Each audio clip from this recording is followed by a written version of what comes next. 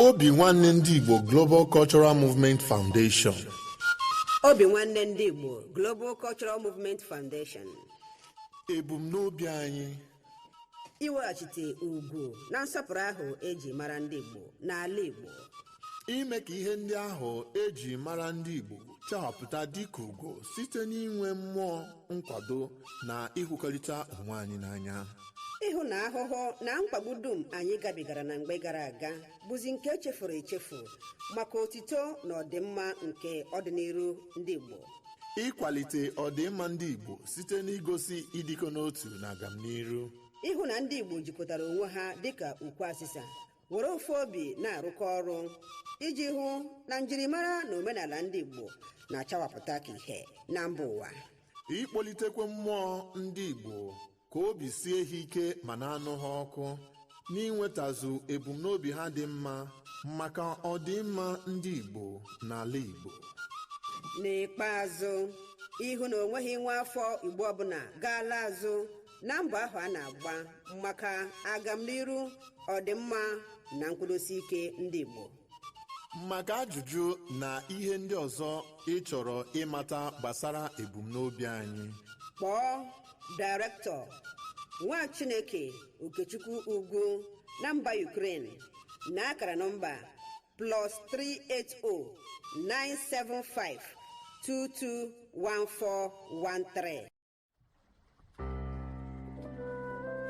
Obi Nwanne Global Radio, promoting the culture and traditions of Igbo Nation. Obi Nwanne Global Radio, the unity of culture of Igbo Nation.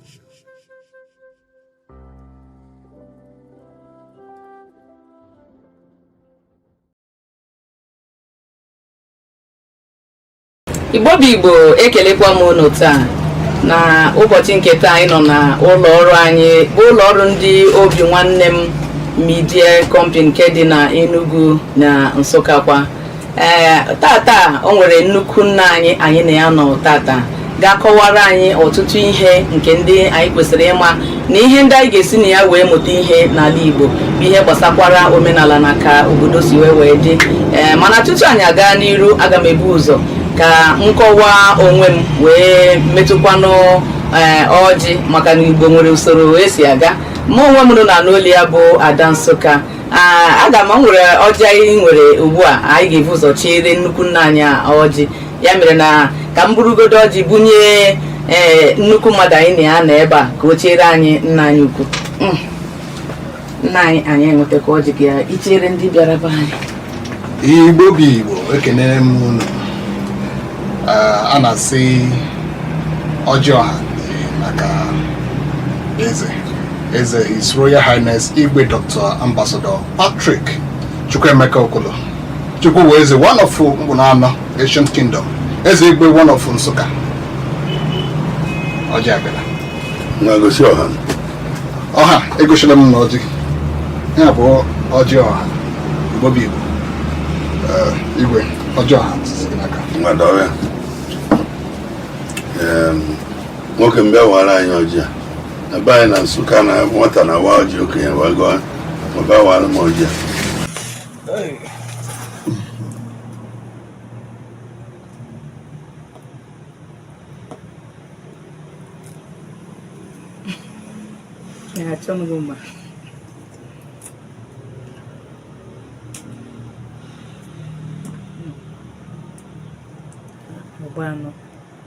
Igbo bụ Igbo.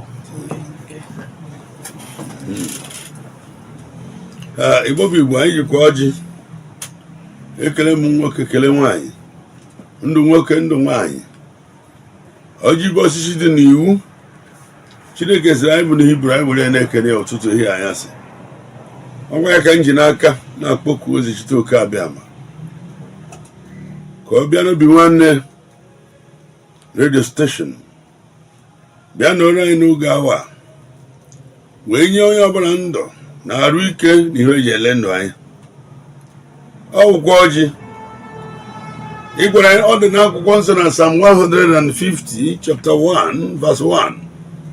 Ọzọ anyị were ọjị a na-enye ya ekele ụtụtụ ihe ya sị ihe na ọ bụ ya bụ Chukwu kere anyị bụ mmadụ. Chọọ anyị na-akụ aka na-achị ọchị na-agba egwu were opu ike were une. Ụmụ nwaanyị anyị na-alụ alụ welite obi elu nye ndị ha, maka nwaanyị were obi nye die enweta ọnọchie, ada nyeta ọnọchie n'ụzọ na ewelite obi elu nye ọ gaghị enweta ọnọchie. Ebe akwụkwọ nsọ gbara anyị were na ọjị a na-akpọku m ụbọchị niile. Biko lekwa ọjị Chukwuka bịa ma ka m ji arịọ na ndị ọrụ ebe ọ nọ na ebe ọbụla ị nọ ụgwọ ọnwa na promoshọn. Ebe onye nọ nwere aka ọrụ ọrụchasị kwụ anyị ụgwọ. Onye ahịa bụ ọkpọbọ olechi ori uru. Ha bụ ndị eze nọchiri anya Jizọs Kraịst, maka Jizọs bụ eze ka eze ma ọ bụ anyị bụ eze na-echere ya obodo. Unu lee ya na akwụkwọ nsọ na Baịbụl bụ ya bụ akwụkwọ ndụ. Ibedo ebe a bụ first king, second king, prophet, nke nọ bụ clergy. Mana ndị clergy anagụrụ anyị ọnọdụ na-prọfesaiz na-eme ife niile. Mana agwagwa m na ebe ọrụ ụnụ ka bụkwa ndị eze nwe, ndị na-eje ụka ọ bụ anyị nwe. Ma ebe ọrụ ụnụ ka ọ bụ anyị nwe.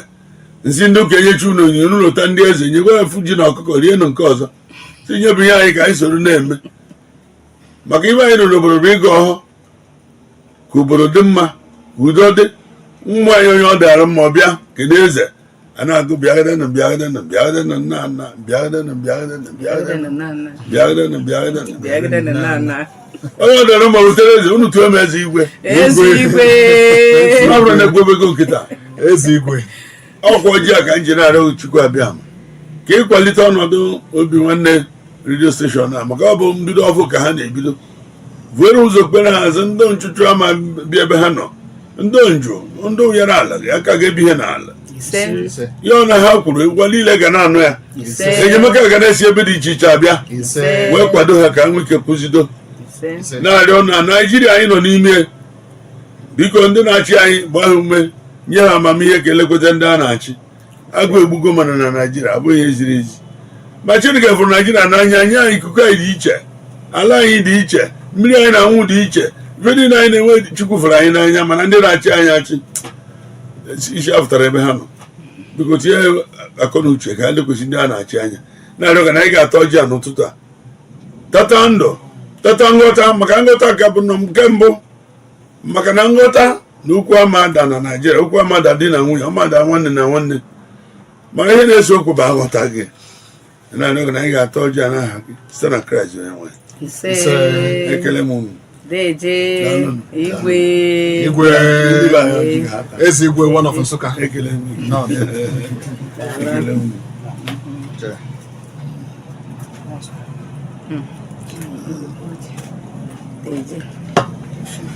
None. Daalụ Lord. Daalụ mmewurugwa kilo a na-adị mma na.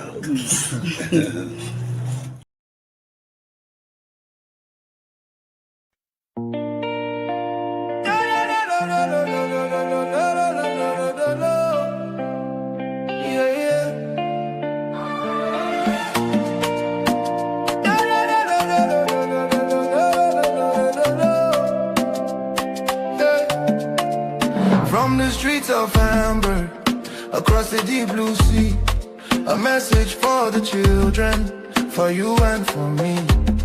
Hoping when them is calling, can you hear the sound? The roots of our fathers are being found. We know they forget where we come from. The strength of a lion, the beat of the drum.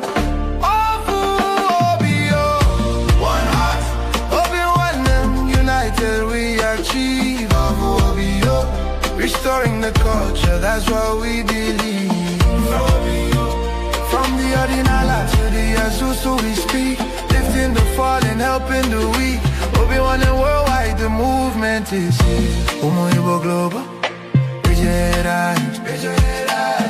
Our Minala will never, ever die.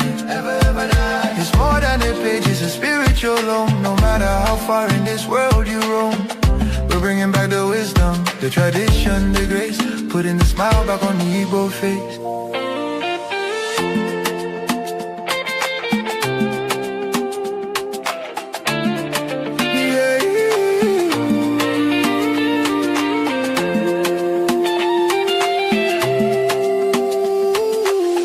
A high energy. This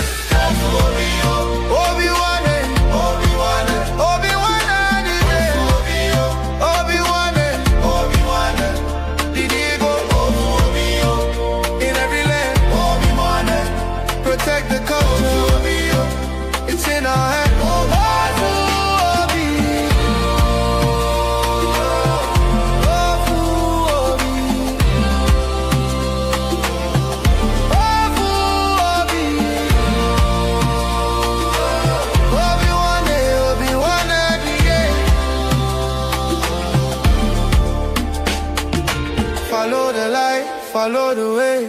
Obi-Wan is leading the day. Keep the fire burning, keep the language strong. This is where we all belong. Again it fades out with a final celebration.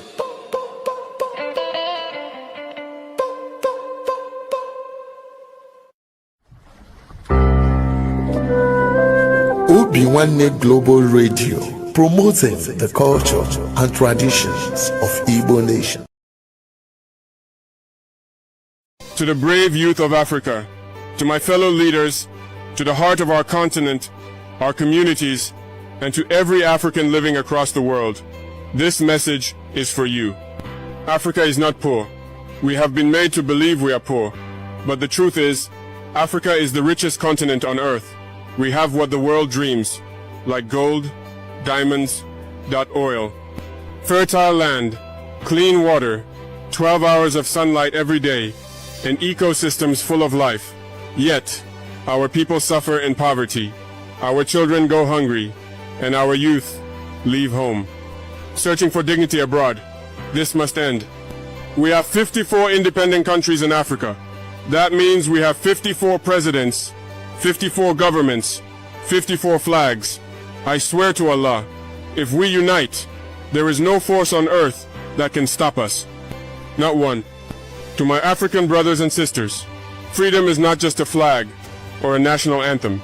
Freedom means building our own roads, controlling our own resources, teaching our own history, and shaping our own future. For too long, others have used what belongs to us to grow rich. They take our minerals to power their industries.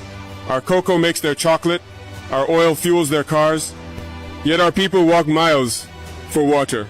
Our farmers struggle while foreign companies harvest our land. To the youth of Africa, you are not just the future, you are the present. You are the energy, the voice, the courage that this continent needs. Rise with knowledge, with skills, with love for your land. Do not be ashamed to be African.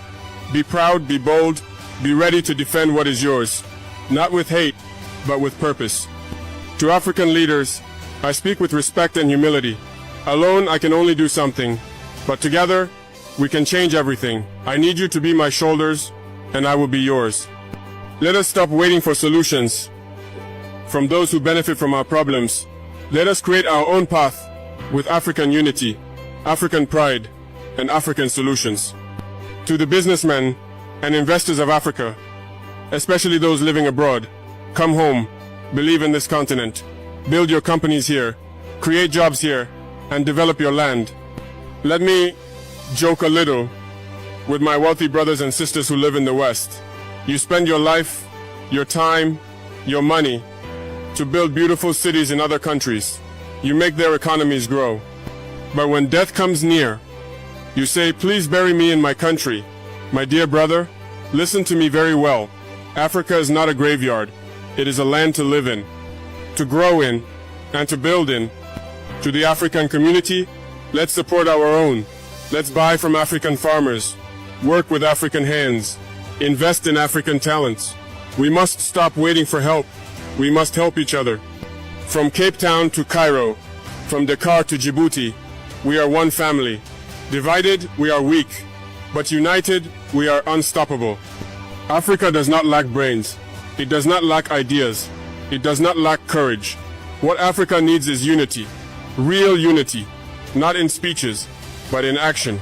We must trade with each other, teach each other, defend each other, and love each other. I am not perfect. I am not a prophet. I am just a man who refuses to see his people suffer in silence. If they try to kill me for speaking the truth, let them try. But the voice of truth will not die. I do not fear death. I fear watching Africa sleep while others build empires on our backs. Let the world know this. Africa is awake. We are rising, not to beg, not to borrow, but to build, with our hands, with our minds, with our hearts. The journey is long, but the time is now. May Allah protect our people, and may the spirit of Africa never fade.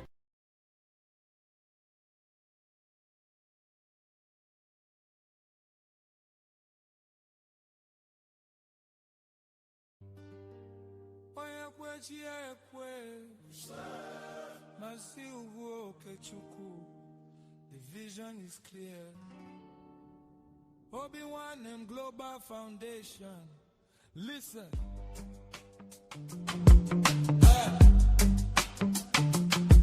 Listen. Yeah. They say Gidi Gidi Bugwe is a unity, is the strength of a king. And when we walk together, there is no weight we cannot bring. From the red mud of Alaiko to the streets of New York City, we carry the heritage, we carry the beauty. Maazi Justice saw the vision, he planted the seed. A home for every brother, a friend for every need. Obi-Wan, the heart of a brother. Obi-Wan, we love one another. Ozobi, click the link. Click the link ahụ gbanyere gị ebe ahụ ị ga-abata. Ọ dị na Facebook. Maybe host na your own phone. Just click the link. I believe you can join. Okay. Wait. Let me send it again. Sorry. No Igbo man or woman should ever feel alone. In the spirit of Onyagana, one day we stand so tall. Lifting up the weak, making click it now. Our language is our identity, our culture is our click here now. Maka na nke ọzọ nsị ndị ọ dị ka enwetara m ya ka nsi wee kwesị.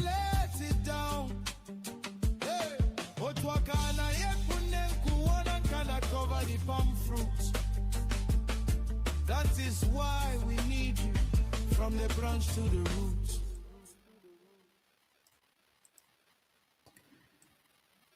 Igbo mụrụ nze m ọzọ ekene m unu ana m asị nke onye chiri ya zere ya mara anyị niile mma n'ụbọchị tata. Ụbọchị tata bụ ụbọchị Eke Oku n'ala Igbo ma bụrụkwa ụbọchị anyị ga-enye Chukwu okike abịa ma ekene maka na ihe ndụ anyị dị n'ụbọchị taa maka na onye dị ndụ na-ekene chi ya. Onye dị ndụ na-ekene chi. Anyị si Chukwu okike abịa ma dịka anyị si wee fụkwa ụbọchị tata ya gọzie anyị nye anyị nke ruru anyị ya mee ka ihe niile anyị na-achọ n'ala Igbo bụ ezigbo ife ka ọ bịa na mmezu maka na ife anyị na-achọ n'ala Igbo ka anyị ji maka ya wee nọrọ ebe a. Ebe ọ bụla na onwe na-ekiri m n'ụwa niile ife anyị na-ekwu n'ụbọchị tata bụ ka ọ dịrị Igbo na mma, ife a ga-emekwanụ ka ọ dịrị Igbo na mma dịka nwanne anyị nwoke anyị na-eche nwanne anyị nwoke ka ọ bata.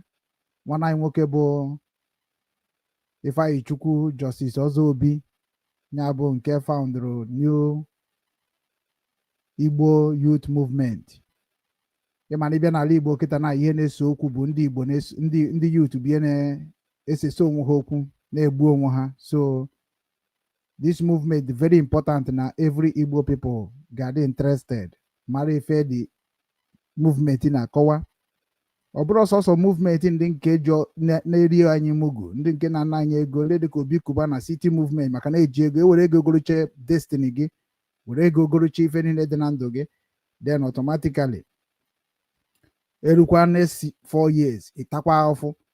Ọ ka mma na anyị joinere youth nke a na-ekwu okwu onye ka anyị chọ ka njụọ nwanne anyị nwoke ajụjụ ka ọ kọwakwara ụwa niile at least ka anyị mara ebe anyị ga-esi wee bata mara ebe anyị ga-esi join ya wee nye aka because na anyị ama na-agba nkịtị ife na-eme n'ala Igbo na-eme n'ala Igbo maka na anyị niile bụ ụmụ Igbo n'ụwa niile anyị na-ata afụ. Anyị nwanụ n'obodo Igbo na-ata afụ ụnụ nwanụ n'ala Igbo na-ata afụ. So ọ bụ na anyị fili nọ afụfụ ka anyị ga na-atazi dị na ya mara na ya saịn ya stampụ ya ọ bụ na afụ ka anyị ga na-ata mana ọ bụ na anyị chọrọ inyere nwa anyị aka we need to come together.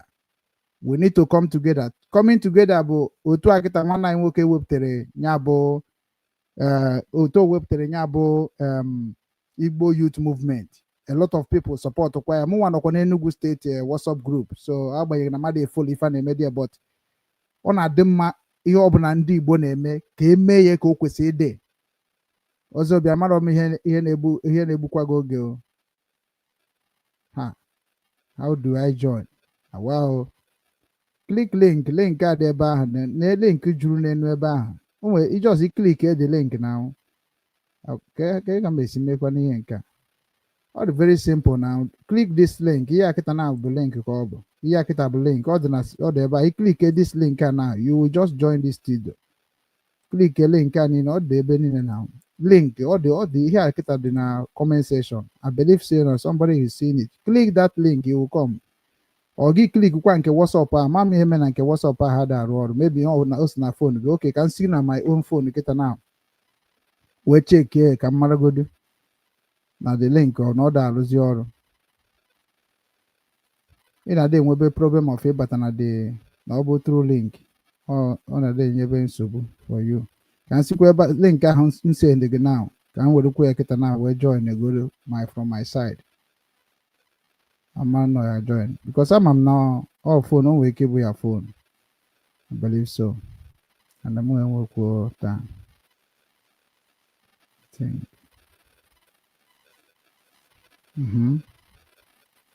On I don't know now. I'll see follow through YouTube, follow through Facebook. Oh, go on, catch or see where better. Okay, you got options. Follow through YouTube or follow through Facebook. Hey, but I go now. But I go now. So all the very simple. Yeah, when I woke up, but I go. Also be I need to check camera guard drop on or other on a hand. So thank God. At least every time I be knows but mom now if we camera, we internet you. And I boom bob night for again. Edition I can name with it because now if it's a EGG, I would believe it or something that every Igbo people worldwide must be interested because of Bromani nigga will be aware JJ because EGND Bada Buko EJ ane meri anyora so ndewo Justice Ozobi anyị nwere oge amara m ihe mere o ji asa ndị double daalụ niile ama m pụtara n'ihe m na-ekwu atọ anyị na n'ihe na-ekwu but afọ maka the thing asa ndị double o nwere something device dị amara m na the two I don't know o nwere ihe mere the device gị ọ nụkwara asa double but na n'ihe na-ekwu ọfụma yeah ọ ịmakụ na anụ nke mụa I know it's very clear.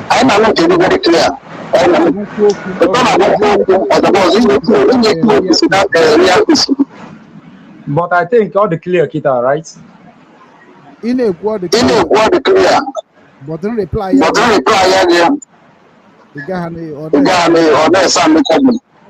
Okay, hey, your man side. Yeah, I told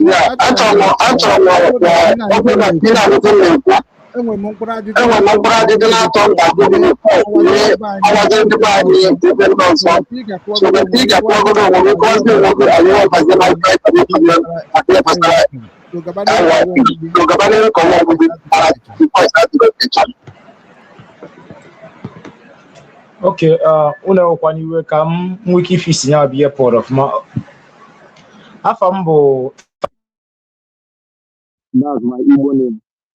Mara ihe ji mara hụ na social media wo Justice Ozobi. That name Justice Ozobi wụkwanụ ihe my classmate bido ịkpọ oge anyị ka nọ secondary school ọ bụrụ na mahadum ọ anyị ka nọ na secondary school. The voice again.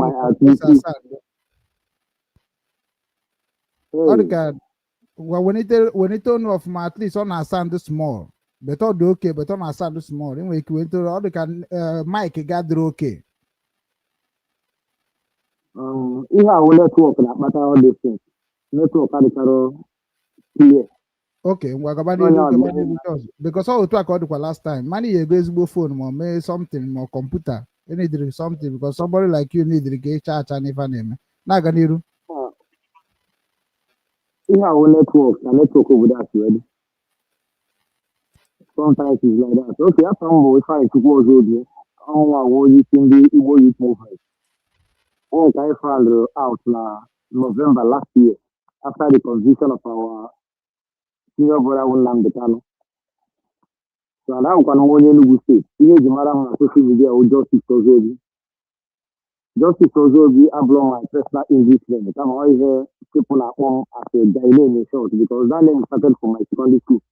already from Mahadum, that's over from university. Yeah, it started from my secondary school based on my activities there. Ndewo, amaghị m ka onwe ihe ọzọ unu nziri mata na nkọwara unu.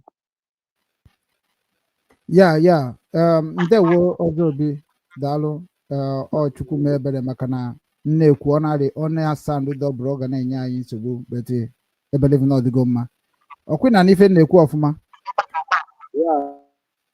oke asịkwa m gị ndewo ọzọ ihe anyị ji wee nabata gị n'ụbọchị tata na-enwere ọtụtụ ndị be anyị na-ajụ ajụjụ gbasara ya bụ movement a ihibere n'ala be anyị and ọtụtụ ndị mmadụ na-ene anya ka ha fụ something gosi na ọ bụ ikorobịa na agbọghọbịa bịa pụtara ime ya bụ ife mana ọ dịzie ka ya bụ ife ọ na-anyụ ọkụ ọ dịka ya bụ ife ọ na ha aga bikọsị ihe na-eme n'ala Igbo kịta bụ ndị youth bụ ihe kwesị ime ka ọ dị mma mana ya na ha afụ anything gosiri that na ndị youth nwere ife a na-eme dịka anyị si fụbụ ka isi wee rie ata one certain time like ebe ụzọ na-adịrọ mma ebe afịfịa dọcha na main road there is action you take that time onye bịa trigara m ji wee sị ka m bịa ka m na-agụ marakwa ka anyị ga-esi wee mee ka ya bụ ọrụ aka na ebumnobi gị ka o zuo ndị Igbo niile bikọsị ma ndị Igbo na like ife dị mma na ife chara acha so na achọrọ m ka m jụọ gị na kedu ife na-eme na IYM kedu ihe na-eme na because a lot of things na-eme n'ala Igbo na enwebeghị anything anyị na-afụ IYN na-eme dịka participate na anything that is going on in Igbo land, especially like this what they call a city boy nke a Obi Kubana bunatara ị kwesịkwara ịma ife dị n'ime anyị ga-ajụkwa gị maka ya so anyị chọrọ ka inye anyị update in a shortcut kedu ebe agenda IYN nọ na ya kịta kedu ebe unu nọ na ka mara before wee baba n'okwu m ga-ajụ. Okay, nke mbụ bụ na gbasara ebe anyị nwa nọ na agenda ịma na last time ụlọ kpara I think on a live television like this ihe m gwara unu na anyị na-put our next agenda conference anyị and the conference bụ ihe anyị chọrọ iji wee chịkọta ụmụ Igbo niile ọrụ at least e nwere ọtụtụ ihe gasị anyị si iji ya bụ conference wee mejupụta mana ka o si na wee dị our problem anyị na-enwekarị na awụ in terms of our legislation with the government. So I think now I is them because they now put on the guy na ha no n'ụjọ ọtụtụ nwa agbọghọ nọ n'ụjọ ọ bụrụ na anyị nwere the multitude ọ bụrụ na anyị nwere people anyị nkwe ndị nke nwe obi n'ime that can do anything asụsụ mere mana the thing is this that na I will always like to aim on na my right in whatsoever I'm doing. So the issue we are having in IYM now concerning our legislation with the government because although we are yet confirmed, and that's the reason why we are not venturing on so many things. If not, so many state departments are getting all these things. Even without one with the leader, they would have picked up so many things. Even some of them they quickly clean up like various states. So many things bigger things. When I live in a little bit of done with the legislation, that's why Ojuede Pigenin and Anaz. Makana obodo anyị nọ na ya obodo amakwa ha na-eke Igbo afa ọ dịka ọbọm bụkatụ and meanwhile ha nwere ha wụ my colleagues who the leaders of IYM a na-esi ọnwụ ka ọ bụrụ anyị nwa register na onwe nke anyị without involve any politician or any external body so that's the reason why o ji dị ka anyị ka na one side na nwebere ihe malitere lụba. Ndewo ajụjụ nke mbụ m chọrọ ịjụgo bụ na ọ bụ na irejista ya bụ Igbo youth na Nigeria government which ima na Igbo youth carry Nigeria government in the law of omenala Igbo and the Nigeria government enwere right when the youth of the land in an even nekwu. Okay, the network is having problem. Onye bụ ife a na-ekwu okwu ya anyị agaghị na-atọ n'ebe anyị ga na-eche ndị ori maka na automatic ọ na-echetakwana ị na n'ife na-ekwu na ị na n'ife na-ekwu na hello ị nụba gị ife na-ekwu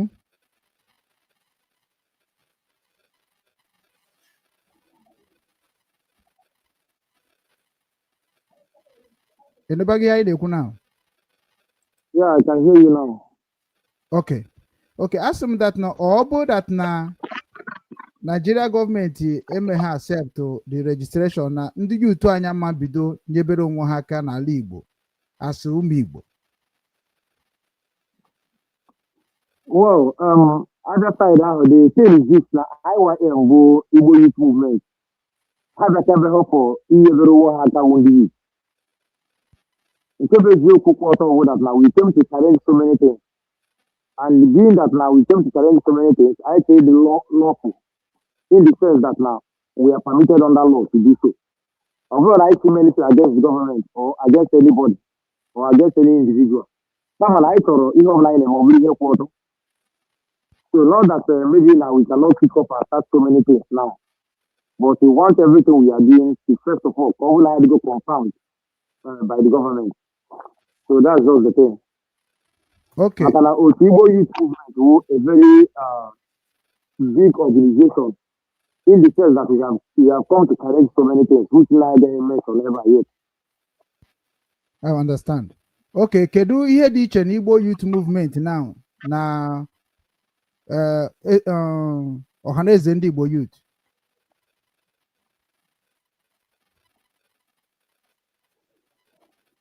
Okay. Ina n'ihe m na-ekwu? Yeah, anyị na n'ihe na-ekwu. Ọkwa ịnụrụ question jụrụ gị? Yeah. If you hear this in our own organization, then with ọhaneze ndị Igbo. Ọhaneze ndị Igbo Youth. So, ọhaneze wing. Okay, ọhaneze Youth Igbo wing or an organization. That's Nigerian government data with you. I don't know if you are aware that ọhaneze ndị Igbo was created by Nigerian government. How? Okay, ọhaneze ndị Igbo was created by Nigerian government. They are the ones that created it. I don't want to mention up like if we create here in order for me not to write session. ọhaneze ndị Igbo was created by Nigerian government. I know how I just have to just slide that name ọhaneze ndị Igbo. How I just say today, and when you go, want to know ọhaneze ndị Igbo. Nwoke onye ebe anyị nọ na ọhaneze ndị Igbo Youth, onwere onye mma. Okay, good and fine. Even without ọhaneze ndị Igbo Youth, I'm talking about ọhaneze on like the ọhaneze itself as a body, which comprises with non-youth of the wing, like the ones handled by our elders. Ndị na-ajụ gị ewe n'iwe, ndị na-ajụkwa gị bụ enwere ọhaneze ndị Igbo Youth ọkwa ya? Okay. Yeah, I'm coming there. But I was around you very well. Okay. Yeah, I know I can keep idea. That now, you hear this of that now. Igbo Youth Movement was created by Igbo Youth. Ọhaneze Igbo Youth was created by Nigerian government. Now, look at how the thing was created. When I do the thing, and when you go near so ọhaneze Igbo Youth or ọhaneze ndị Igbo as a whole. Onwere onye mma for yet, but I'm Jewish, enwere ike mana ajụbere m na onwere onye mmasị na ya nọ n'ọhaneze ndị Igbo Youth. Okay. I would like in a situation whereby you go and verify. I will verify. Both the youth wing or non-wing of the youth. Was it created by our youth or was it created by other external body level? Indeed. I want you to go and verify this. Igbo Youth Movement was created by Igbo Youth. I will give you details of so many people from your side or all the whole Igbo land they involved in the creation of Igbo Youth Movement. And all our leaders, coordinators, and the founders are from all the various states of Igbo land, even across the 5 states in Alliance. So that is the difference.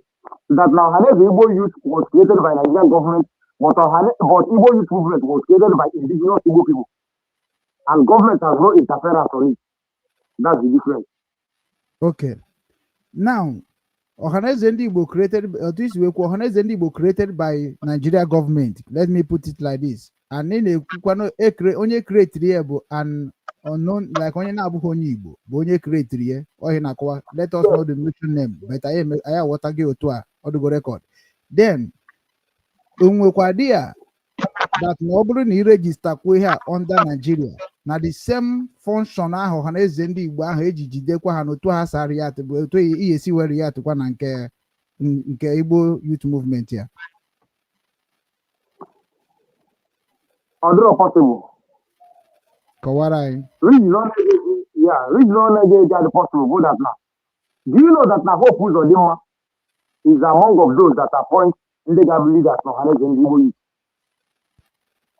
So, in Ọhaneze Igbo Youth, ihe ha nwere bụ appointed leaders selected by the same people anyị na-aya in short. Mana on this movement, I don't think I was selected by anybody. I don't think I was appointed from anybody. And I don't think that the government will have control of me because we are an organization founded and funded by me. That is, here is an individual country, not a government organization. And we are not registering it as government organization in the sense that I have to one election. No. I am the leader here, and the way here that if I misbehave, the governor will now say, I have to hustle it. You know. That's the reason why it is possible for us to act like Ọhaneze ndị Igbo, because now Ọhaneze ndị Igbo you say they don't have their freedom. They are being controlled by governors. Therefore, Igbo Youth Movement are not controlled by the government. So I want a body no longer. So what can I do because of that the ladies are under government? For that reason, we will now be acting in accordance with what the government says or maybe their direction. Not that we will be disobeying the law. No. But I'm saying that now you have an I get me active without government interference. Not gonna overlaw a government organization. Okay. Unenwego like na WhatsApp group unu dịka m nwasi wee nọrọkwa na nke Enugu bai. So unenwego ihe dịka maybe iwu na-ejikọta unu na WhatsApp mana ndụ at least ebe ọbụla unu furu onwe unu na amara onwe unu and WhatsApp nwere iwu ji unu nke bụ na iwu na guide WhatsApp bụ nke iwu na guide unu biedo na before the registration abịa unenwego ya. Yeah, I were from Iwu I handle the movement, which is in terms of that we are not going to venture on anything or religious affairs or traditional affairs. What do I mean? In the sense that now they have at the platform or under the umbrella of Igbo Youth Movement, video Mariba religious organization. Like if we over Christianity have them or no faith or no scam. Or if we over traditionally Hamali Han and how to speak it in terms of no. And each also about a critical organization. In the sense that the only the fact and evidence. Really well. That is number one rule in IYM. That now you cannot insult. I'm not talking about criticism because we were right to criticize anything of nature. But we are what I mean is what I'm doing as a leader. When you go through my page, you understand that I don't insult religious leaders. I don't know who he is. I'm talking like Jesus was scam. I'm talking like religious people. No, you can never hear that from Justice Ozobi. You can never see me condemning Ordinana. No. But when all of them are the same, those people handling the religious abuse, we will criticize them. Just like when you go through my page currently, you will discover that I made a video. In that my video, did I insult Mbaka? No. Did I criticize Mbaka? But I was trying to let Mbaka know that now, no one made just here to so many Oku nada na you. When it comes to religious affairs. Because in I put under the tools, you believe, you the tools because Bukuribu. And the one I'm at in the sense that I came in and told him, now I go and I to Oku Nadro. It sounds as if I'm a hypocrite. And that's the reason why I came in. And the only in my words, I choose the choice of my words. I didn't insult Mbaka, I didn't call him fake and all that. That is how we handle when it comes to religious affairs. One maybe within one mother, my one mother maybe within one more. So that's number one rule. Second rule we have is this. In IYM, I had a measure as rule. Like maybe you bring out a case like this, and a wounded bull. Maybe Odam Bode will say, I will now bring a report that my the plan will take when they will say. And now IYM will keep it over like that. Below the answer. If I'm going to video post when on social media or create violence or mobile the governor or the House of Reps. No, we don't do that. IYM works with evidence. That's number one. Not that's number two rule of IYM, Igbo Youth Movement. That now, I need more just information. I get the kind of Oboda here. Confirm more with the kings and the leadership of that place. There's no question for the So number three, because the high card now be Unato na guide. Number three, what that now? Only one gabu a leader na IYM. Like Ona Muawu, the leader of Igbo Youth Movement. I can never participate in the politics. Like maybe I will now wake up one day and say, Igbo, vote for me, not change the House of Reps, not change the chairmanship. No. And so it is with my coordinator. Once you are a coordinator, you are not going to become an elected leader. Here we will leaders of Igbo Youth. And from us, maybe we can now appoint only Jejelanyo. The person will be a floor member, yes. The person might be an admin, yes. The person might be a secretary or something like that, yes. But only when have a leader at IYM will not participate in anything of politics so that corruption may not come in. We are on a neutral ground. So that's the three laws that guide Igbo Youth Movement. Ndewo, Cambia na nke that religion issue is na or even like all the members maybe the who here basa religion na guide don't know even na WhatsApp, even outside WhatsApp. Yes. That is it, yeah? Okay. Then abịazie n'ihe gbasara Ebuka Obi Anambaka, like o nwere ihe kwuru abata Ebuka Obi mgbe o mekwara ihe o je n'Enugu, o nwere ka isi wee kwukwa okwu kọwakwa nke gị nke Mbaka kịta na mgbe na-abatakwa na egie. So o nwere ebe isi Mbaka na o meterie and ebe ahụ esi na o meterie kedu ihe gwagodo anyị ebe ahụ o meterie and ka isi wee mara na evidence is na IYM na work with evidence. Gwazi anyị evidence ihe iji wee kọwa that na o nwere ebe o meterie. Okay, the evidence is clear online. I want to say this. I think my fans are here. There are a lot of our fans here too watching this on air. They can now project it. Somebody will download the video, even post on comment section here so that everybody can see. What I mean by evidence is that now the whole thing, the whole scenario, everything that played between Mbaka and Ebuka is here live on air. Number one, who that now only taken at 2022, is either 2022 or 2023. Let me not say what amount of. Let me start from there first. You will notice that now, when Mbaka Patana stage, because of all the social media content, now, in the man, and the social media project of here, and this will be a post. Now, when Mbaka Patana air, during the time of Gaza, between the scenario, from the scenario play between Mbaka and Kitobi, we call road between the same Mbaka and Ebuka. We can call road everything to the Makarande by other like people, you could say, you have a good evening. And then Makarandi go to everyone down a court official. You would like to go to all the people on time, or Wolana, you say, you get that woman. Now, all of that 2022, 2023. Let me have a education better. People of you were there during time of the article or their advice. Where they represent PDP. Now, it happens that now, Padam Baka Bazaar, and that Bazaar, I had an information that now, no duration came in your Bazaar, that now, Apple on Baka, the same way is we order politicians, like him and never invite. Now, other politicians, they had them at the Bazaar, as usual, even in Catholic Church, you understand. Even in Catholic Church, you must present something. As well as Bazaar. Now, only saw Pitobi being that now, all my agents in Nigeria, and only go on a even a Pitobi and Bazaar, so that one people like ever Nigeria got a Belaka, maybe they be a Tony. Pitobi, no, we pray on the separate side, which all of us we gave Pitobi the flavor. But I insisted that Pitobi was mentioned going over to Bazaar. I'm a Catholic. In Catholic Church, I put the room was MLM first. Lead the community. That you must pray. I have ever prayed, yes. But only in prayer side, people be tell something. Also better that they have like to put the project so that you can now choose report hero or no quadro clear. That is to say that you must mention a goal in the order. People be on the coast side, pray, you have a politician call, and off from Eastern Regional Coast, glory. He was praying on the safer side of what a man do. Nakoma, Nigeria of now, but I'm trying by all means to put the man in danger. He said, Peter, that little place, the whole church, everybody get angry. Why was Mbaka for someone? He has to take a Katana while I live. Because him and Igbo were population and Catholic.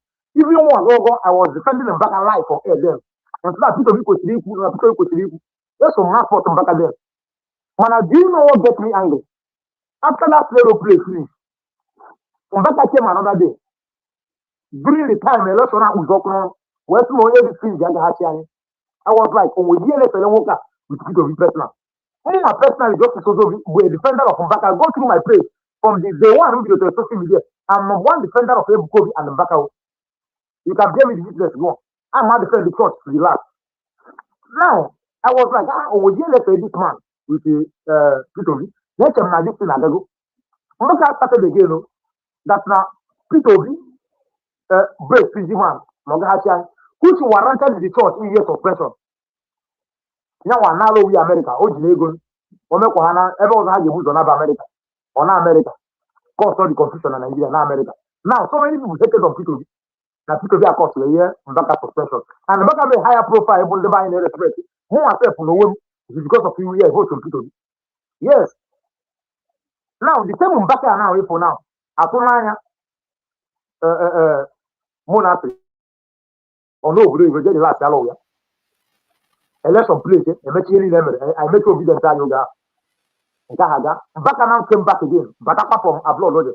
Where the Pawnia, the video don't end. Where that Nauka Medogo. Nauka Patrito politics. Now, one time I saw is the show Mbaka, Tajania. Kauka Medoro, because of Nauka, openly the Yemen at 2023. Onye ọbụla bụ onye ụka mana ịbịa chọọchị ara ekwu okwu politiks ugbu a na-asụrụ onye ọbụla jee mụta votas kaadị ịghọtago ana motivate ndị Igbo maka na ndị Igbo ka na population n'ụka iti wetara ndị Igbo population of number of ndị Igbo ije n'ụlọ ụka and ụlọ ụka ga-ewetakara ya bụ na Catholic Church. Now, our Reverend Fathers and Bishops, we are motivating the movement then ka a mara ka ndị Igbo anaghị atụ vote ọkụ ya bara ụka melu that na Catholic Church ga na-epresuade mgbe a na-asị ndị mmadụ gaa weta votas kaadị unu tụọrọ nụ because I have to go the danger ahead. For now, even now, Muslim ticket, Bukwanya, when I'm on a Muslim ticket, a danger call where it's short.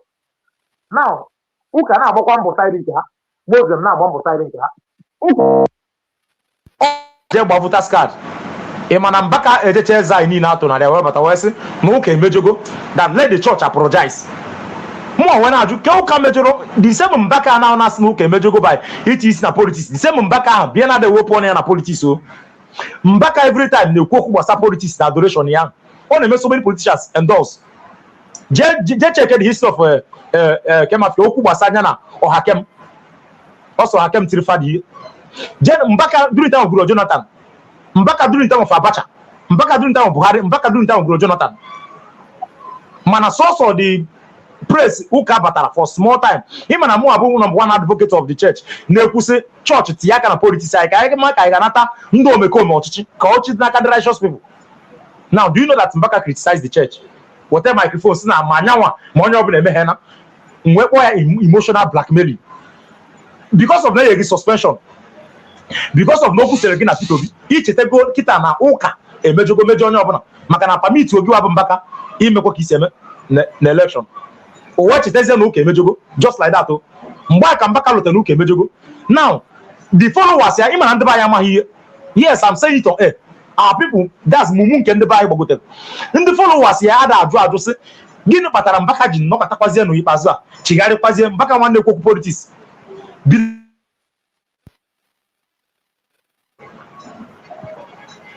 And I need the among the pato. I don't need to I na nihi na-ekwu at least ịkọt ya biko na nihi na-ekwu atọ ya I na nihi na-ekwu ịma na ya ịma na nihi na-ekwu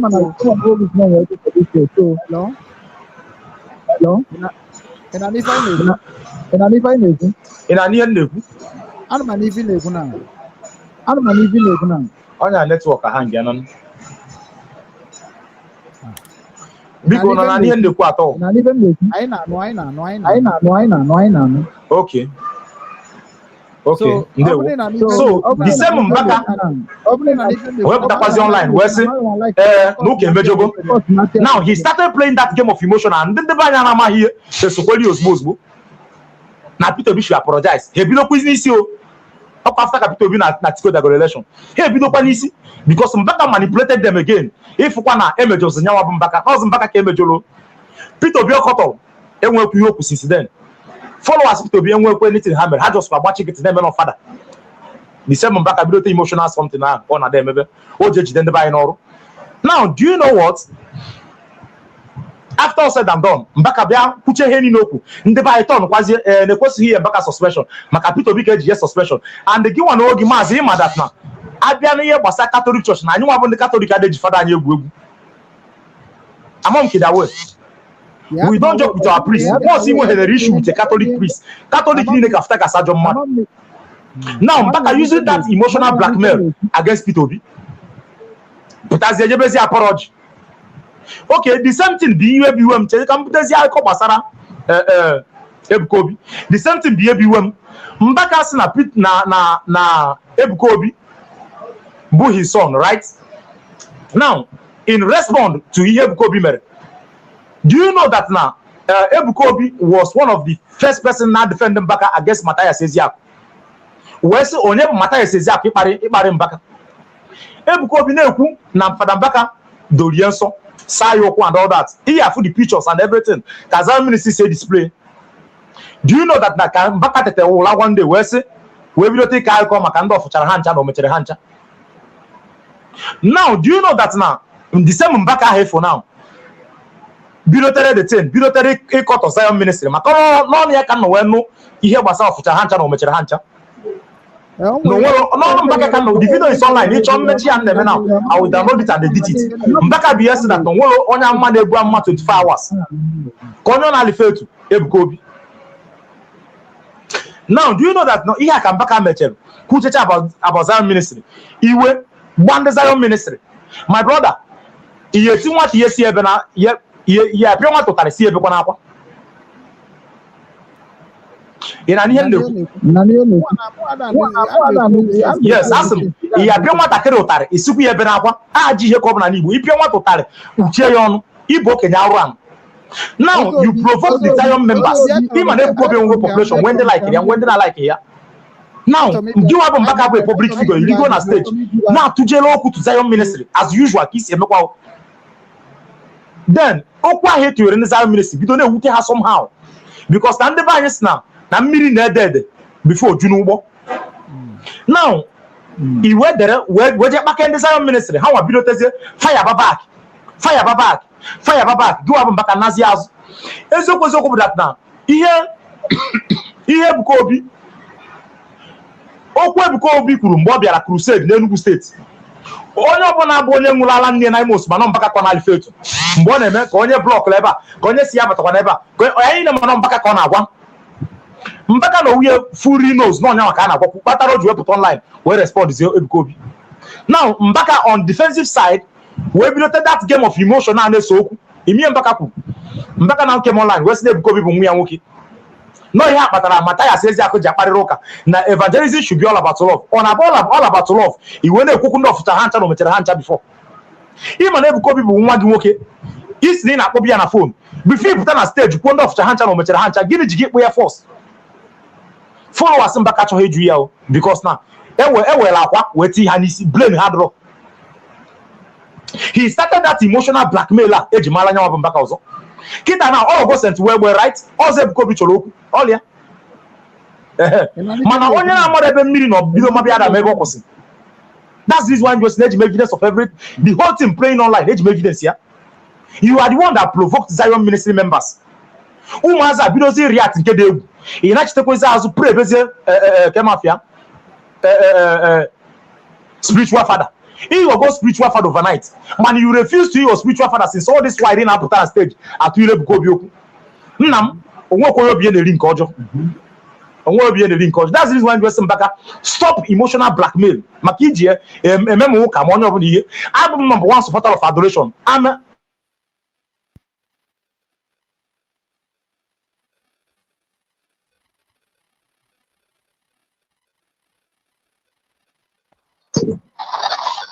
hello. Yeah. And I if I know. Okay, yeah. I'm a Catholic person. I told him Born and brought up because him I got me woge. I told him obro here gbasara Ebuka Obi na Mbaka bụ maintain njiwe bịa. Mana ihe njiwe jugia because na afrom that na ikwuru maka ya. So I never believe him na ịkọwatago ife m kwesị iji wee ghọta ebe isi wee bịa. But ịma na asị na onye yishu ebe ọ na-ahụ ya ihe dị n'ụka like I believe him na ịmachara ihe dị n'ụka ihe ma niile eju ụka but ọ bụ na eme ife dị n'ụka ị ga-ama na Mbaka na-agba egwu ya Mbaka na-eme ihe na o kwesị na-eme to protect his own side and Ebuka Obi na-emekwa o kwesị na-eme to protect his own side mana ọ bụzi ndị youth akịtị na ha ekwu okwu ka echekọ ọha nwa bụ ndị na-destroy ife niile a na-ekwu okwu so ebe m dị interested bụ ndị ahụ eji arụ ọrụ a yotago onya men ji dị interested in this youth movement because ije na nke Ebuka Obi na nke Mbaka all youth be na destroy whatever we are talking because na it's not bụ ndị na-esofa bịa na ha jụ ha ajụ which is na iji ha n'ọrụ a kịta na-abụ ihe kpatara nụ iji wee sị ka ihibezie isi Igbo youth anọ ilidiri ịfas forward ya ikwesịrị ime ngwa ngwa ọ bụgodo na registration febalụ chọọ another way or chọọ another organization ị ga-partner with ma ya bụrụ na that mission ahụ bido na-aga a na-emekwa nke ọzọ because na onye Igbo ezigbo nwafọ Igbo anaghị akwụ ofu ebe ekiri mmọnwụ and onye Igbo ọbụla bụ ezigbo nwafọ Igbo na-enwe plan B ihe ọbụla na-eme so mụnwa na m na-ewetakwa ihe dịka advice na-enye na ọ bụrụ na ị ga-afụkwa enyi organization inwe ike partner ha back ya the Igbo Youth Movement nyefa protection ma mee ka ife niile ahụ ibu wee bata ka ọ wọkụọ ọ ga-adịkwa mma na ọ bụ na iwere ya but now ihe m chọrọ ịjụgo bụ na ịbịa n'ihe gbasara Peter Obi ịma na ihe kọwara about Peter Obi and Mbaka nwa na afụ na stringy Peter Obi ji aka ya sị na ya dị stringy o ji aka ya sị na ya dị stringy na adị enye shishi so I believe na Mbaka bụ ihe meziri o ji wee bụrụzie like that isi wee kwuo ya mgbe ahụ and also inekwa anya gị fụ that na ịbịa n'ihe gbasara Igbo onye Igbo ọbụla bụ onye nọ n'afọ ihe na-eme n'akwụkwọ ga-ama na Peter Obi na-aga onwe ka o si aga n'ihe gbasara politics and ọ da adịcha ndị be anyị mma sometimes mana achọrọ m ịjụgo ajụjụ a kịta na aka ịsa amịa once ọ dịghị ka ọ bụ ihe Mbaka kwuru bụ ihe mere na Peter Obi win her election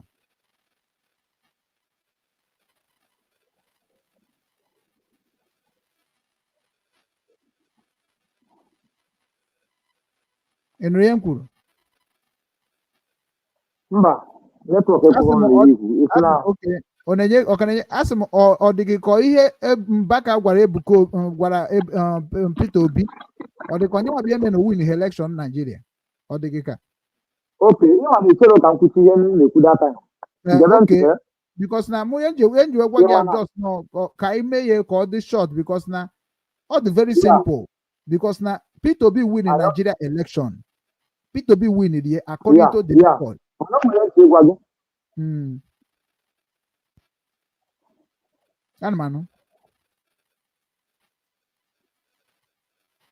Enwebe nchọka mkpọga gị ebe nchọka mkpọga gị bụ datna ihe gbasara ịgbata njesi ọnụ n'ihe gbasara Ebuka Obi na Mbaka ahụ wee kpọọ Mbaka an emotional blackmailer bụ because of his activities towards ihe na-eme n'ala Igbo. Gesi ka m gwa gị eziokwu Mbaka ihe okwu egbochi Peter Obi win n'ala Igbo mana do you know that na ọ bụrụ na enwe mmadụ tọ na-atụkọ vote because of ihe okwu ọkwa ịma na o kwesịrị ekwesị. Now activities Mbaka n'ala Igbo ọ na-adị use gị against so many people not just Peter Obi.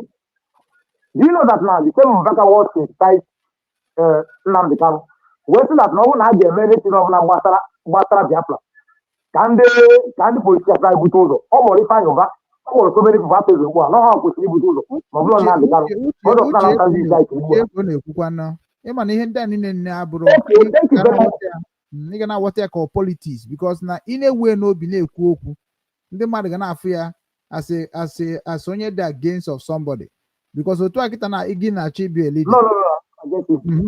Because if ndị anyị n'okwucha mgbe ahụ ndị dịka anyị fụrụ ya sị onye just na-agbara onwe ya mbọ ka o nweta ife ọ na-achọ, but onwe ka isi bido like something now, like the Igbo movement ibidoro now.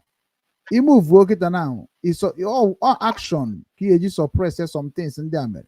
So achọrọ m ka ị nataba that place na anyị jebe ebe ahụ ịdị right na ife niile ekwucha maka na ọ ihe kwuru eziokwu ka ị na-ekwu, mana anyị jebe ebe ahụ ọ gaghị enyere anyị aka na ife nji maka ya bịa na maintain njibe aka ya bịa bụ na ikwugo one thing that na ihe na-enye nsogbu na ka Igbo youth a niile bịakọtara na WhatsApp nke gị nwa na nwogo na control na because of na enwebeghị legal backup dị there, so na ọnya mere unu ebidobeghị unu na chime and also unu nwekwa na guideline ji nọ na WhatsApp ahụ because a na afụkwa ka o si aga, because ihe anyị na-agba mbọ ya ka agba mbọ fụ na I dey create more violent, more problem. Everything is moving.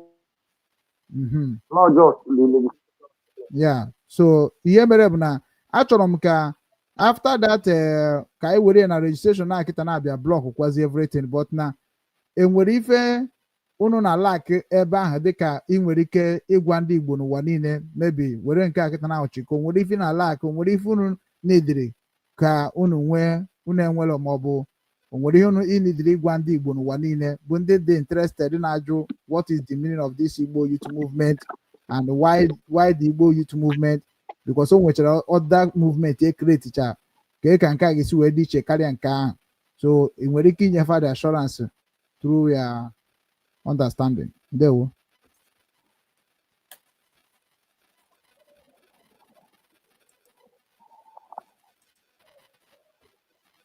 Okay. Okay. Okay. But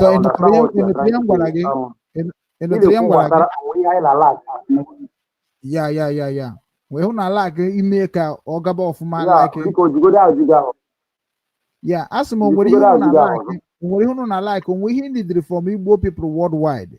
Ọ ga-abụ eweta kịta na at least enwe, because na ịbịa na bike kịta security adịrọ and some ọrụ job adịrọ and ihe dị na-eme kịta na politics ndị be anyị na-etizi aka n'ife ọjọọ, youth bụ ihe na-eti aka n'ife ọjọọ. So kedu ife a ga-eme ka ụmụ ife ndị a niile bụrụ ife a ga-asị na Igbo youth agbaligo kwụsị nke. That is what I'm asking now. Say onwere ife nidiri from Igbo people worldwide ime ka that thing gear up. Okay. Nke mbụ bụ that now for now enwetebe ihe anyị na last because now our people are supporting it massively. Secondary wee bụrụ ofu ihe ka m chọrọ ịrịọ ndị Igbo na biko ya achọrọ m ịrịọ ndị Igbo moto especially ndị nọ online kịta na-apụta m that na mụa bụ Justice Ozobi and IYM itself adịrọ against anybody. Anyị adịrọ against Okeke, anyị adịrọ against Okafọ, and ebe ọ bụla anyị mere mkpu akpọ nwanne anyị ga-achị isi ebe ahụ. And the main majority eji create Igbo Youth Movement bụ that na akwa ndị Igbo na-ebe na Nigeria karịa na a na-emegide anyị n'ugwu Awụsa, a na-emegide anyị na Lagos, a na-emegide anyị ebe dị iche iche. Ọ bụrụ na ụlọte mgbe ndị arịwa ga-asị na ha ga-eme protest and ndị Igbo ọbụla mgbe aka na Jos o nwere ewu online I think last week ago we counter anyị gwara unu metụ ndị be anyị aka we also dị ka ya onye akpata anyị ji ekpokọta onwe anyị ọnụ. Abịa ihe gbasara ndị youth anyị na-achịgasị aka n'ihe ọjọọ anyị kwụ na very soon anyị ga-achị aka na ya, even prostitution anyị pụ a na-emegasị n'ala Igbo anyị kwụ very soon anyị agaghachi ya n'ala Igbo anyị. Ihe kpatara anyị ga-fight tooth and nail ịpụ that na we are registered so that nke ọbụla anyị tiri aka anya tụnyuo ya ọkụ maka na o kwesịrị ekwesị ịfụ ndị youth anyị ha nọ na court, o kwesịrị ekwesị ịfụ ndị youth anyị ha na-agba akwụna. Anyị nwere so many things anyị stop n'ala Igbo ọ bụrụ na echi ime sọsọtin si n'ala Igbo pụọla anyị ama ndị Igbo asị ndị dị ike ọrụ amara anyị asị ndị yahoo, amara anyị asị ndị 419. Exactly. All this things kpatara Igbo Youth Movement ji wepụta. So anyị nwa na-adọkọ ụmụ Igbo niile ka ile anya aka ma ọgụ abụ ọgụ mmadụ ile nwere slang anyị na-eyizi anyị sị ọnụrube nwanne agbakwa n'ọsọ otu ma mụ amaghị nwa anyị niile nkọmamiri ọnụ ọ bụla ụkwụ. Daalụ Ozobi, ekenere m nke ukwuu. At least this legal issue meziri na ya bụ ife nchọgasị ịjụ nke ọtụzie because ọ barụrụ ịjụ ese nwa ese nna ma ifubeghị nwa ịghọtago so ọnwa na-eme mme mmadụ ji abụ nna so ọ ga-abụzi mgbe ọzọ ọ bụ na mma na-efolokwa enwezie ka ha si jụkwa mee ka ha mara this one now ọ bụzi na ihe ahụ unu regista ya just mee ka m mara because a lot of people dị interested agree at this thing mee ka ọ ga-aga because ị na-anya efu na a lot of our people na-achọ ụgbọ na-aga aga and other ụgbọ niile a corrupt chago so ọnya mere eji asị na ọ bụrụ na unu gbakwa mbọ chinyere onwe n'aka maka ọnụnwa bụ ndị nọ na ya bụ ala Igbo bụ ndị ọkakwa njọ ọ dịkwa na ọ na-emetụta anyị bet na ọnụ ka ọ ka njọ because ọ bụrụ na ihe a ndị ụmụ Hausa na Yoruba na-eme kịta na nwee ka a si megide ife anyị nye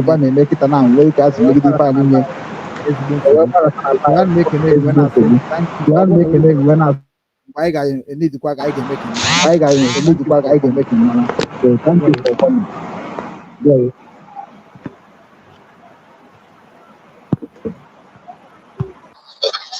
Okay.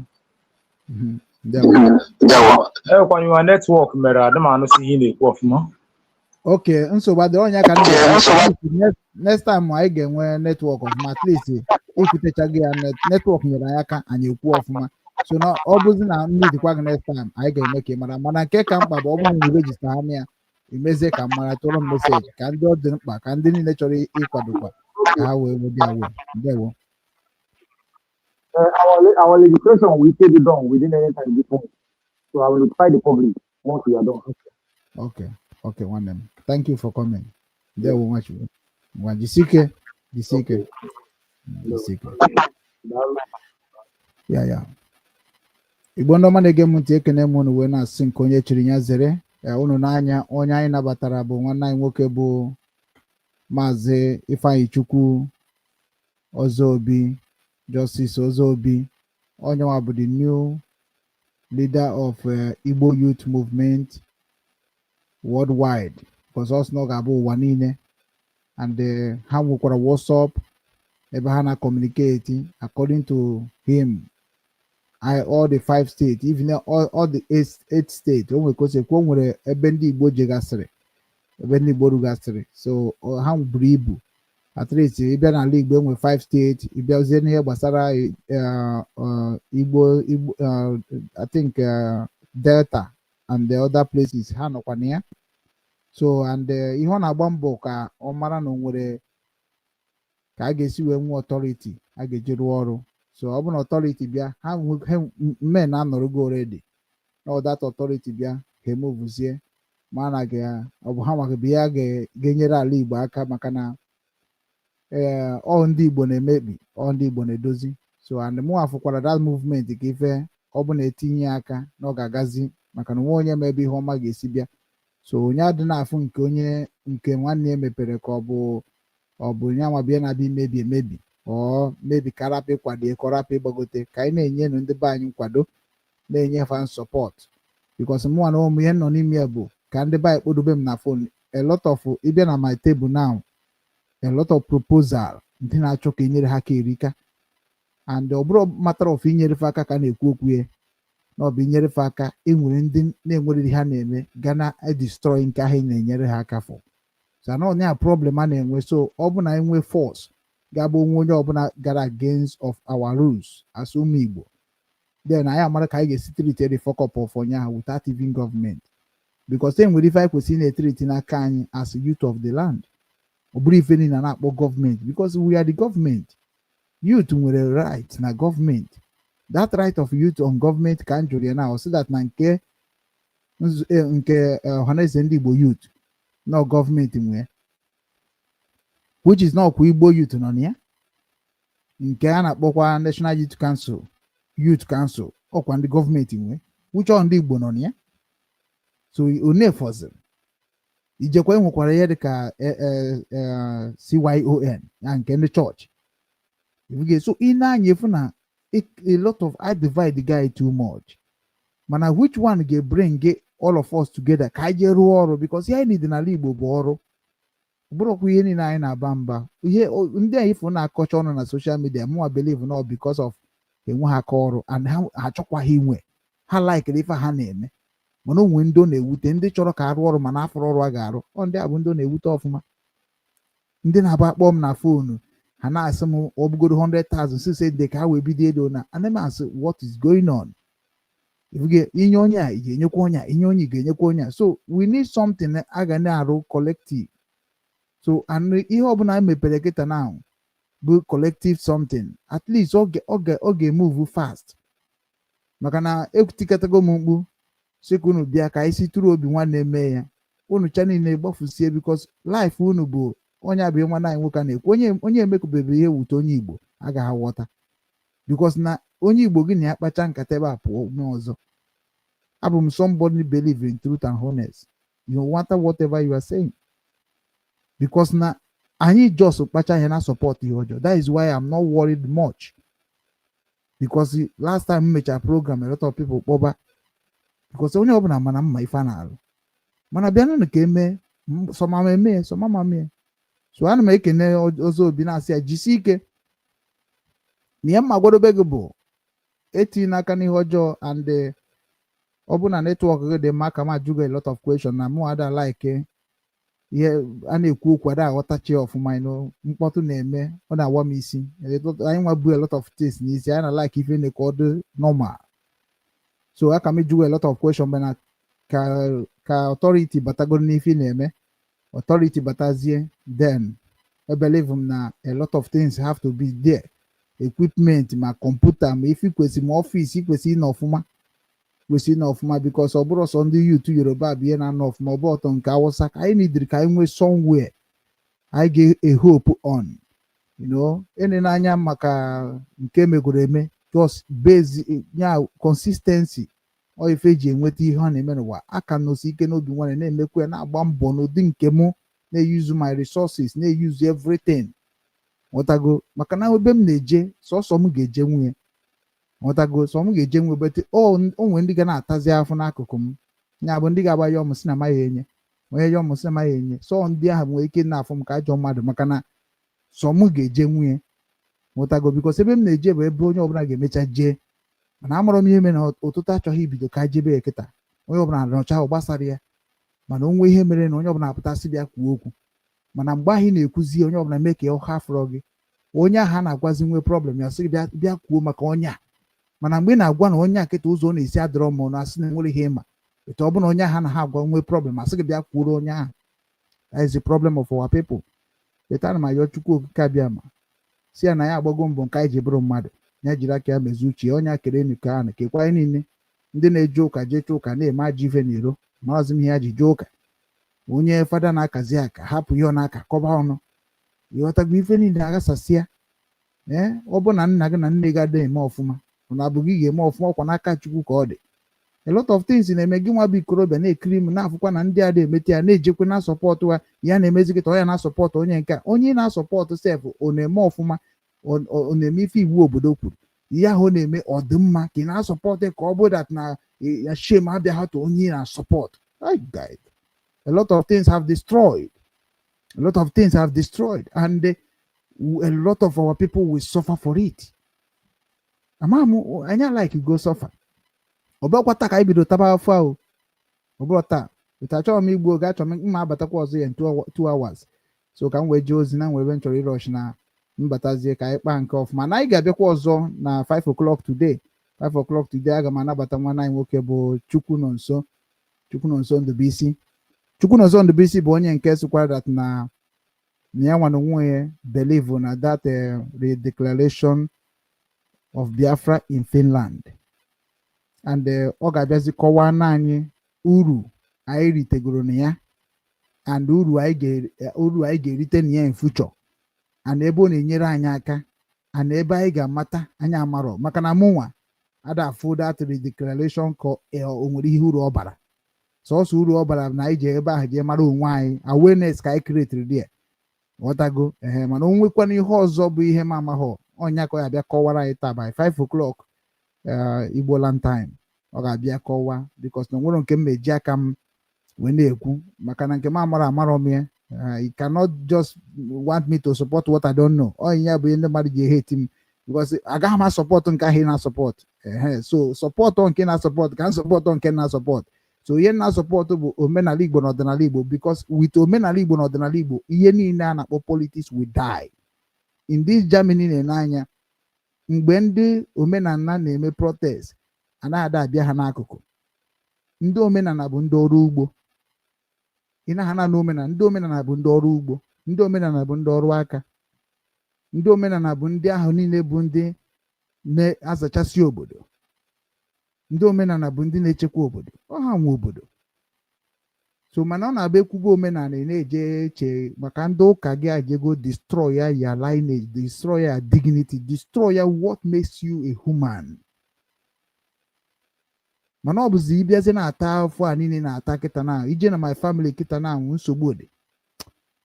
Ana ọ bụ ihe ga-abịa na-agwa ndị ahụ na-eje ụka na oge ụka ahụ ruo ịchọbakwa ndị omenala, oge ụka ahụ ruo ịyọbakwa biko, oge ahụ ị ga-ata afụrụ ndị ụka manyere gị aka, inwe problem ụka manyere gị aka, ịyọ ọya ụka manyere gị aka, mana emechakwa gị na ọnụ ụka na-asị that everything is church, everything God is there, God is there, because I don't know. Ụtọ Chukwu nyere unu aka.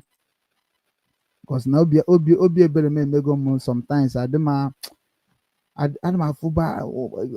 afụ unu ka ndị ahụ abụrụ ọnụ, ana m afụ ndị be ka ndị abụrụ ọnụ, seriously, because abụrụ unu ọnụ. Ịma na ife adịrọ ma ụfọdụ n'ime unu ji jos ka iwe rite ka iwe nweta ihe ị ga-eri ime arụ ahụ i mere mejọkwara mmadụ, ịchọghị ma it is okay.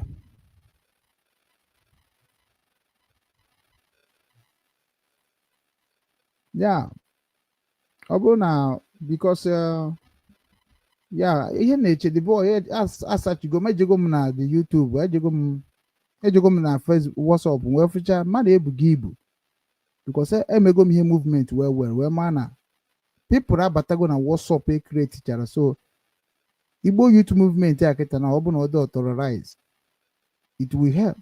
And obido ha na anyị nwere nwaanyị nọzi ebe anyị achọbazie ndị ga na sponsor things a ga na-eme ka na-aga ọfụma, because o nwere ndị ga like ka ọ rapụ ịga is normal, but gị nwa bụ onye ihe nji na-akpọbata ya na-enye ka ndị mmadụ na-afụkwa ya na-afụkwa that na enwere m interest on that such a thing. Ọtago. So and that interest nwere in that such a things ọ ka ndị youth anyị kulite kịta fụ na ihe niile akwụsị ndị ụkata. Ọ bụ na ọ bụrụ ego, kedu ihe Obi Kubana na-abịa ime n'ala Igbo? Ọ bụ na udu youth a kịta na-ama stand go gị fụ that na youth nke ahụ ana onye ka m ji asị ka nghọtagoro ihe ha na-eme, because youth nke m nwa chọrọ iji were ọrụ bụ nchekwa ala Igbo, ha ncha niile bụ ndị ahụ nọ na village. Ana ọha maka Obi Kubana na-akpọkọsị na yotago. And mgbe m chọrọ ka m na ndị youth m na ha toro na wọliwo wee mee ihe gbasara obi nwanne ndị Igbo, all of them bụ ego ka ha na-achọ. Without money they will not come any near you. If you are not going to give them money, they will not go come. If you get, so why can't Tinubu control everywhere? Why can't Buhari mee ihe omena? Why can't Yoruba control all of you? Because you're China is greedy and wicked. Oti ino kita na anwụ. Ọ bụ na ọmụnwa m ga-join kwa Obi Kubana, join ya mara ife Obi Kubana na Chime soro wee yikwa ya egwu ahụ ihe ahụ na Chime ọfụ ya. Unu nwanụ n'ala Igbo kwesịrị ịdị na ebe ọbụla akụrụ ekwu na-eje n'ebe a na-etinye n'ọnụ na-enye na ife a na-eme na-agba na mbọ, mana ụfọdụ ga na-asị na nwanne ndụ ha ka mana imechekwa pụta agbagbuo ogu n'ụzọ ka a ga-esi gbudu gị sef dị ka ọkọ, ka a ga-esi togo mkpọrọ, ọ dịkwazi ka ọ bụ na ime rụọ ihe kwesịrị ịrụ. Ka hapụ imebi this platform ka ọ mbatazie next time ka anyị kwuo ebe 2 hours I will come back. Ndewo na ụmụnne m. I am the managing director of OWIX and OBIX Nigerian Limited. For years, I have worked hard to secure a $64 million international contract. A deal that would have changed not just my life, but created opportunities for many Nigerians. The contract was signed and the funds secured by LC were sent through Zenith Bank, Nigerian PLC, after an agreement between my company and Zenith Bank as a paymaster for the guaranteed contract.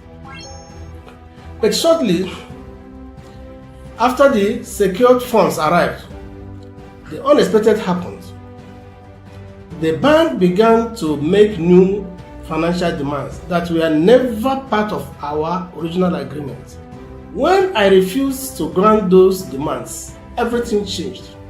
The contract, which had a strict liability clause, was suddenly terminated by breach of LC confirmation by Zenith Bank. After receiving payments which it deducted from the company account, it refused to confirm. And funds belonging to the company, which was entrusted to the bank, suddenly disappeared, unaccounted for. And years of effort collapsed overnight, automatically activating the liability clause of the contract. I have reached out privately for resolution.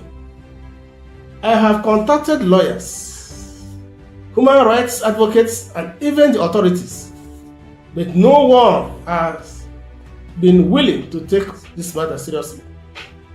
So I am speaking out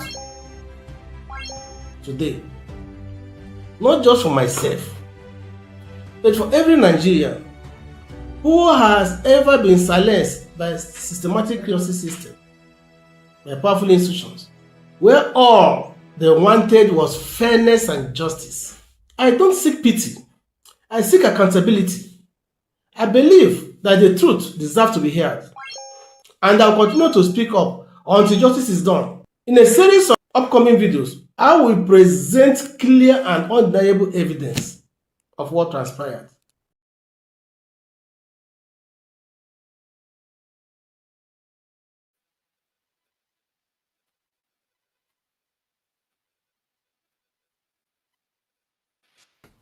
This is part 1 of our special report.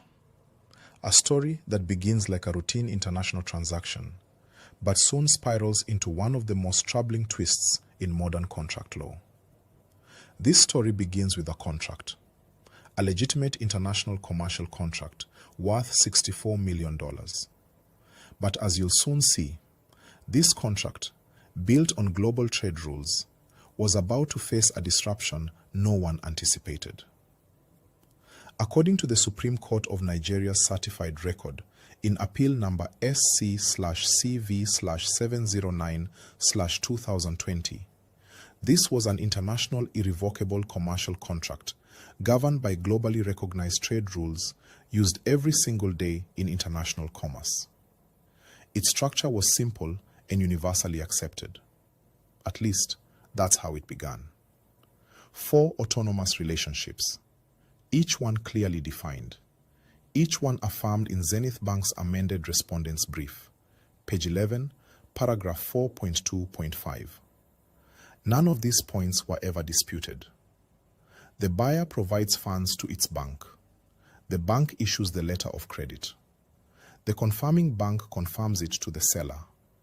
Only then does the seller ship the goods. Every role was known.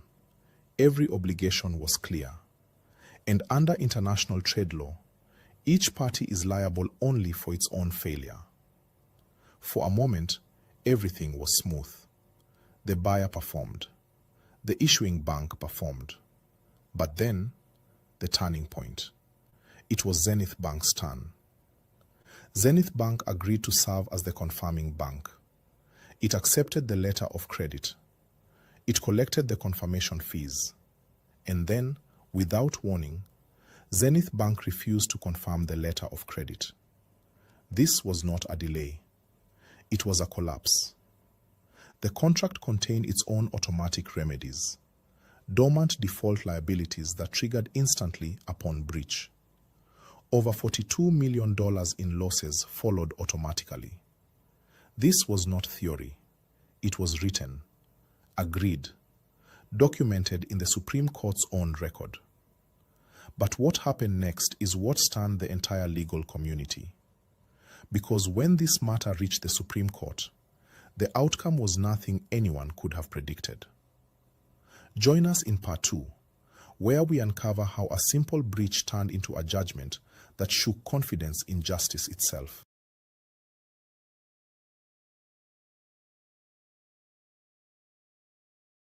Part 2 of our special report. If part 1 felt shocking, what you're about to hear pushed lawyers, bankers, and observers worldwide into disbelief.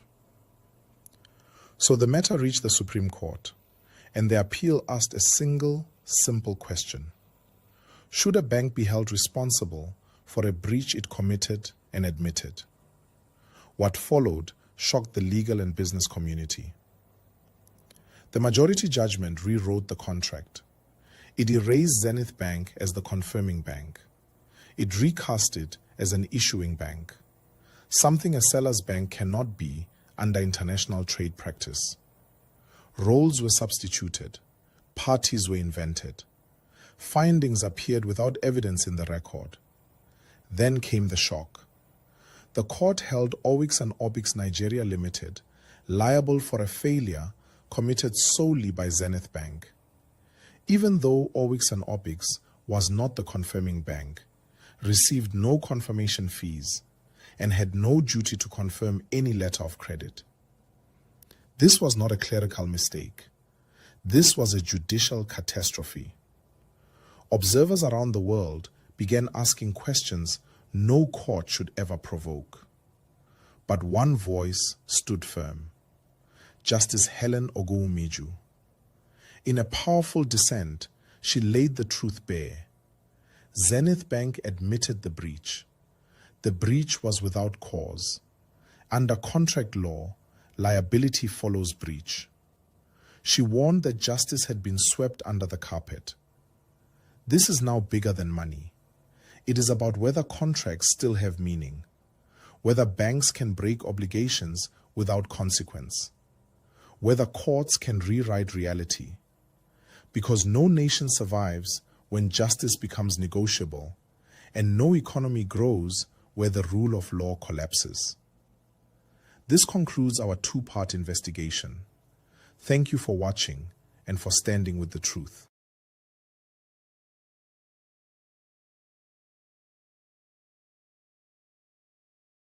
And the Nigerian public. This video warns the Nigerian and international business community to exercise caution and avoid approaching the Nigerian judiciary or court for contract dispute settlements, especially in international business transactions. Honest litigants are advised that Nigerian courts may not be the preferred choice for commercial dispute arbitration. The true evidence supporting the facts in case number SC/CV/709/2020 between Owix and Obix Nigeria Limited versus Zenith Bank Nigeria PLC regarding international contract number JYIONL-001/KTTA140415, Part 1. Good people of Nigeria and the global business community, listen closely. What you are about to hear is not speculation, not assumption, not rumor. It is certified truth straight from the official Supreme Court record. This is the evidence exposing one of the boldest and most painful cases of judicial fraud in our nation's history. According to the Supreme Court's own documents, Zenith Bank openly admitted, under oath before the trial court, that it read, understood, and fully accepted the consequences of the contract before endorsing it. This admission is clearly recorded on pages 556 and 585 of Volume 2 of the court record. Yet, in a shocking and indefensible twist, a judgment was later manufactured outside the court's record, claiming that Zenith Bank was never a party to the contract. Let that sink in. The bank admitted it was a party to the contract. The evidence is written.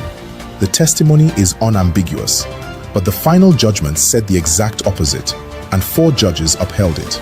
This is not error. This is not confusion. This was a deliberate distortion of justice, crafted to shield Zenith Bank and crush the rights of Owix and Obix Nigeria Limited. But in the midst of this darkness, one voice refused to bow. One justice stood her ground. One woman defended the truth when others walked away from it. Justice Helen Ogunwumiju. She dissented. She resisted. She refused to endorse judicial robbery. And today, we stand with her. Because when justice is destroyed in one case, it endangers justice in every case. The evidence is alive. It is certified. It is undeniable. And it exposes a fraud the nation can no longer ignore. Part 2 is coming. If Part 1 shocked you, wait for Part 2. it reveals an even deeper level of manipulation, one that shows how established principles of international trade were twisted beyond recognition. Watch out for part 2. This case is only beginning to unfold. Igbo, ọ bụrụ na ị na-ege anyị ntị n'onu ma na-ekiri ozi ọma nke anyị na-ewetara unu na ozi ndụmọdụ na ịgbazi ọnụ nke anyị na-ewetara unu, biko ka ị na-esonyere anyị na YouTube, na-esonyekwara anyị na Instagram maọbụ na Twitter maọbụ na Facebook na webụsaịtị nke ndị obi nwanne m, ka anyị wee na-ezinye abụ ozi ka o si wee kwesị ịdị na-adị, maka na oge erugo mgbe anyị ga-ebupụta ihe nke njirimara Igbo na asụsụ Igbo na omenala Igbo na ihe gbasara ndị Igbo niile n'ụwa niile, ọkacha ihe anyị na-achọ bụ Biafra. Ị ga na-afụkwanye abụ ozi ka ọ ga na-abịa, ị na-esonyere anyị, ị ga na-ama mgbe anyị tụpụtara gị ozi nke dị mkpa iyi amara, ma wee marakwa ị ga-eme ngwa ngwa ka emeghara ọdachi.